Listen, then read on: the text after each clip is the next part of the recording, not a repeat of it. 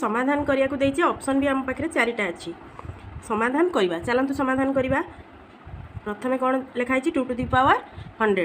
2 रो घात 100 तेणु आमे कोन लिखिबा 2 रो घात 99 प्लस 1 कहीं ना आमर ये 99 अच्छी तेणु सामान करिया को 99 लिखिले ये 2 रो घात 99 गुणन केते करबा ना 1 कहीं आमे 1 गुणुचे आमे जानिचे जेकोसी संख्यार 1 गुणिले मध्य तार मूल्य परिवर्तन हेबनी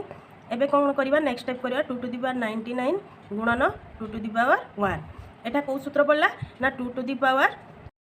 m प्लस n जदि ये लिखाई थो ताले ताको आमे जत्ता बेले सिंप्लीफाई करबा आसी जिवो 2 टू द पावर m गुणन 2 टू द पावर n सेही सेम जिनस म एठी पकैली माइनस रे एठी पकैबा 2 टू द पावर 19 गुणन 1 नेक्स्ट स्टेप को जिबा